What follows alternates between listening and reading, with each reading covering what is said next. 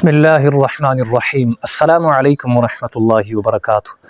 آج ہم اپنی گفتگو میں ذکر کریں گے شان امت مصطفیٰ صلی اللہ تعالیٰ علیہ وسلم کہ اللہ تبارک و تعالیٰ نے ہمیں یعنی امت مصطفیٰ صلی اللہ تعالیٰ علیہ وسلم کو کتنی فضیلت، کتنی عظمت اور کتنی شان عطا فرمائی ہے۔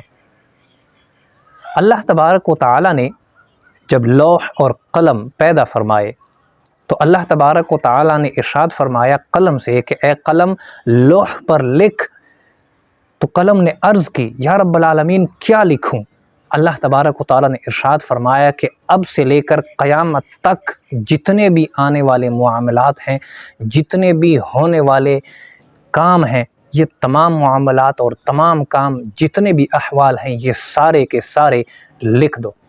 قلم نے وہ تمام معاملات اور تمام باتیں جو قیامت تک واقع ہونے والی ہیں اللہ تبارک و تعالیٰ کے حکم سے لوح پر لکھ دی۔ لوح کا مطلب تختی۔ اللہ نے ایک ایسی تختی پیدا فرمائی کہ جس کے اوپر اللہ نے قیامت تک آنے والے تمام معاملات، ہر چیز وہاں اس تختی پر تحریر فرما دی۔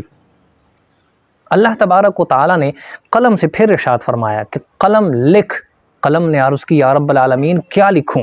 اللہ نے پھر ارشاد فرمایا قلم لکھ۔ تو قلم نے پھر سے عرض کی یا رب العالمین تیرے حکم سے کیا لکھوں؟ تو اللہ تبارک و تعالیٰ نے ارشاد فرمایا کہ قلم لکھو لا الہ الا اللہ۔ تو قلم نے جب لکھنا شروع کیا تو الا اللہ مکمل ہونے تک 70,000 سال اس نے گزار دیے، ایک جملہ آدھا جملہ پورا کرنے پر لا الہ الا اللہ۔ لا الہ الا اللہ 70,000 سالوں میں لکھا گیا۔ اللہ تبارک و تعالیٰ کی بارگاہ میں قلم عرض کرتی ہے یا رب العالمین میں نے لکھ دیا۔ تو اللہ نے پھر حکم ارشاد فرمایا کہ قلم لکھ۔ تو قلم نے عرض کی رب العالمین کیا لکھوں؟ اللہ نے حکم فرمایا کہ لکھو محمد الرسول اللہ۔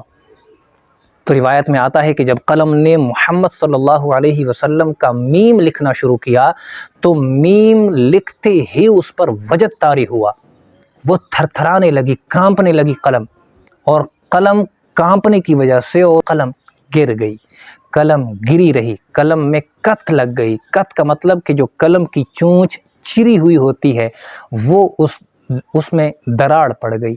قلم نے پھر اللہ کے حکم سے لکھنا شروع کیا اور تقریباً 70,000 سالوں میں اس نے محمد الرسول اللہ صلی اللہ تعالیٰ علیہ وسلم پورا فرمایا۔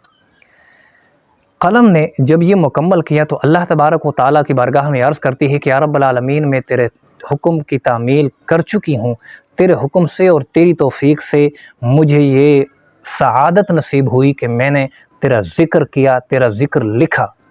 یا رب العالمین ان سب باتوں کے بعد میرا ایک سوال ہے، تیری بارگاہ میں عرض ہے کہ کیا تیری مخلوق میں سے ایسا بھی کوئی بندہ ہوگا کہ جو اس کلمے کو اپنی عمر میں، اپنی زندگی میں ایک بار بھی پڑھ سکے؟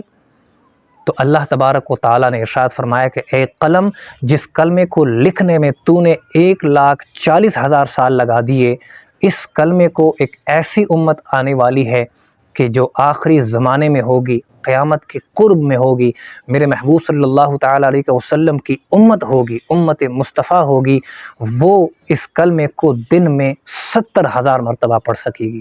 اس کی شان یہ ہوگی، اس کی عظمت یہ ہوگی کہ وہ اس کلمے کو 1.5 سال، تقریباً 1.5 سال میں لکھا گیا کلمہ وہ دن میں 70,000 مرتبہ پڑھ سکے گی۔ اس کی شان یہ ہوگی۔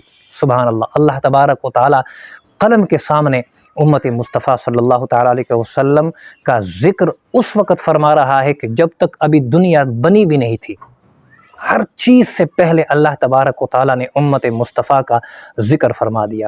اور یہ شان، یہ عظمت امت مصطفیٰ کو کیوں ملی؟ ہمیں اللہ نے اتنی عظمت اور بلندی کیوں عطا فرمائی؟ کہ اللہ تبارک و تعالیٰ نے اپنے محبوب کریم صلی اللہ تعالیٰ علیہ وسلم کی وجہ سے ہمیں یہ عظمت عطا فرمائی۔ کیوں؟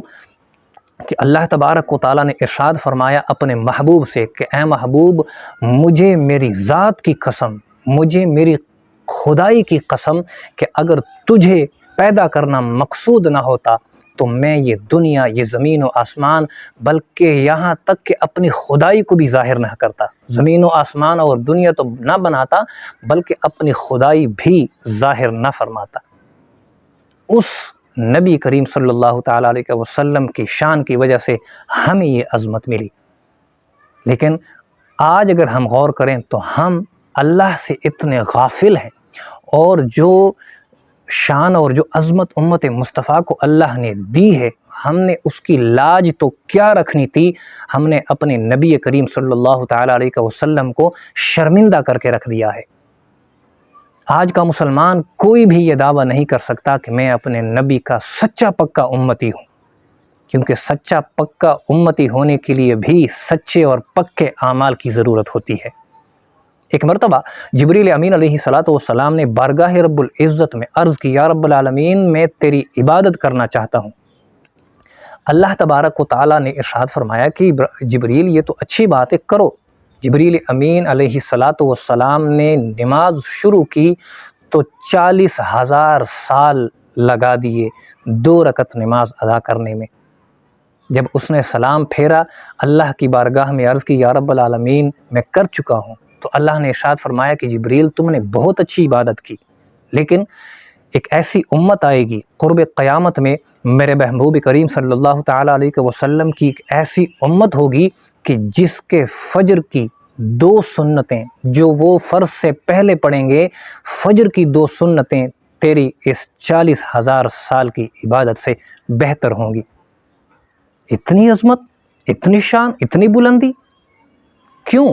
آخر ایسی کیا وجہ ہے؟ یقیناً اللہ تبارک و تعالیٰ نے امت مصطفیٰ کو ہی یہ شان عطا فرمائی کہ یہ مصطفیٰ کریم صلی اللہ تعالیٰ علیہ وسلم کی امت ہے۔ تو پھر کیوں ہم اللہ تبارک و تعالیٰ کی بارگاہ سے اتنے غافل بیٹھے ہیں؟ ہم نے اپنے نبی کریم صلی اللہ تعالیٰ علیہ وسلم کی امت کو شرمندہ کر کے رکھ دیا ہے۔ آج دنیا میں اگر کسی کے بارے میں کوئی حقارت کی بات کی جاتی ہے یا حقارت سے بات کی جاتی ہے تو وہ ہے امت مصطفیٰ صلی اللہ علیہ وسلم۔ ہم نے اپنے دین کو، اپنے شعائر اسلام کو، دین اسلام کے احکامات کو شرمندہ کر کے رکھ دیا ہے۔ ہم بظاہر تو اللہ تبارک و تعالیٰ کے حکم کی نافرمانی بزبان حال تو نہیں کرتے، لیکن اپنے اعمال سے اللہ کے ہر حکم کی نافرمانی کرتے ہیں۔ ہم اپنے عمل سے اللہ تبارک و تعالیٰ اور اس کے محبوب کے ہر حکم کی نافرمانی کرتے ہیں۔ جھوٹ ہم بولتے ہیں، ملاوٹ ہم کرتے ہیں، بدکاریاں ہم میں زیادہ ہے، چوری چکاری مسلمان زیادہ کرنے لگے ہیں، ڈاکے مسلمانوں کے اندر زیادہ پڑنے لگے ہیں، لوگوں کی عزتیں لٹ رہی ہیں۔ یہ سب کیا ہے؟ ہم نے اپنے آپ کو بھلا دیا ہے کہ ہم ہیں کیا دراصل، ہماری اصل کیا ہے، اور ہم نے کرنا کیا ہے، ہماری مقصد حیات کیا ہونی چاہیے۔ دعا ہے رب العزت سے کہ اللہ تبارک و تعالی ہمیں اپنے نبی کریم صلی اللہ تعالی علیہ وسلم کا سچا اور پکا امتی ہونے کی توفیق عطا فرمائے، آمین۔ وما علینا الا البلاغ المبین۔